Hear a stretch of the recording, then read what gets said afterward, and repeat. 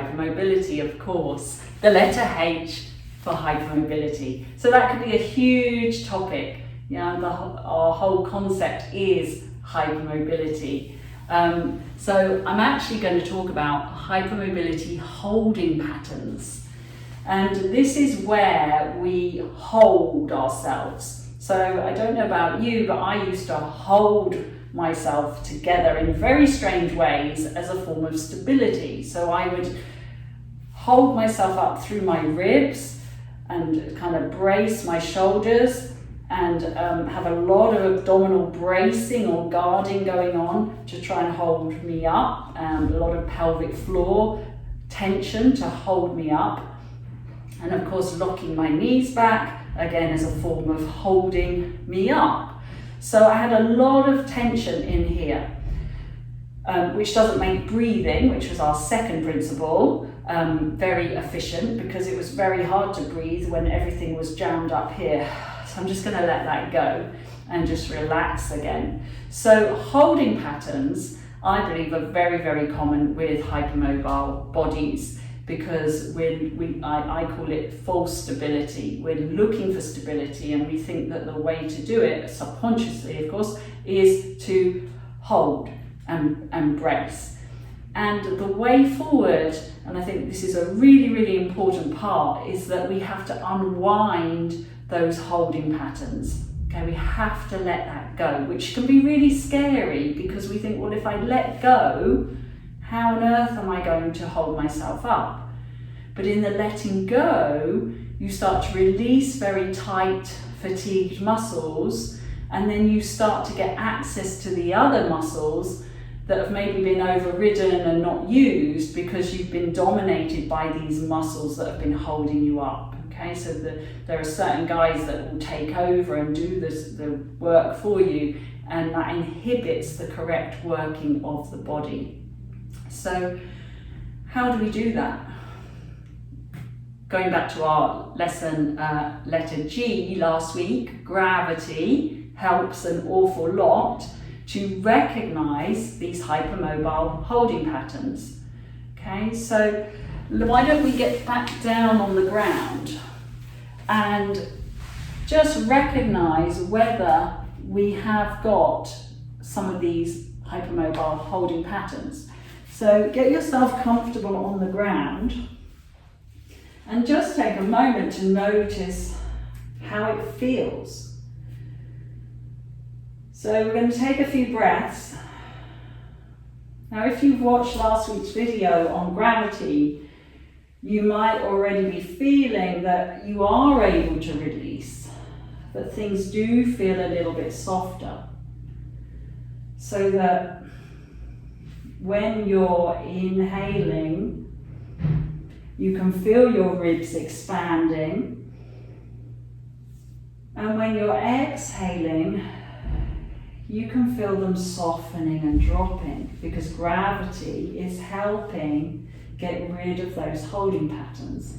Now, it may be that you're lying on the ground and you feel, that I can put my hand right under here, that you feel that you've got an arch here. Yeah? Your lower back is arched, maybe your ribs are arched, maybe you feel that your ribs are quite stiff and quite stuck. Okay, that would be a holding pattern. So when we lie down, we're fixed and holding. Okay, and what we need to do is find a way to allow this to soften so that it drops back and we start to let go of that holding pattern. But the first step is actually noticing and recognizing that you do have this holding pattern.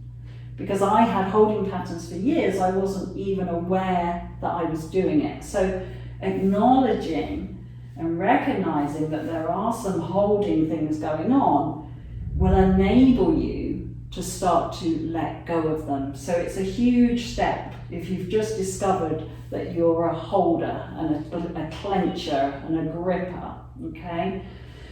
So let's just do a couple of pelvic tilts. So if you are lying here with your ribs up and you feel the tension in your back, see if you can just allow the pelvis to tip towards you on the out breath, very softly, so that you feel the lower back does flatten a little bit. And then see if the in-breath can gently tip the pelvis away from you, using the least amount of muscular effort. So we're rocking back, softening, and then inhaling, allowing the pelvis to tilt forward, but not by pushing it. So we're trying to move with the least amount of muscular effort to try and switch off some of those tense, overactive muscles. So see if you can just find a softness as you rock forward and back. Keep breathing, keep softening. And then maybe just let your legs roll a little bit from side to side. Again, noticing if you can feel that weightiness through the back of the body as you rock from side to side. Very gentle, very, very soft. And the more you do this, the more you practice this awareness of catching yourself with holding patterns, the more it forms a new habit of learning to hold yourself in a totally different way.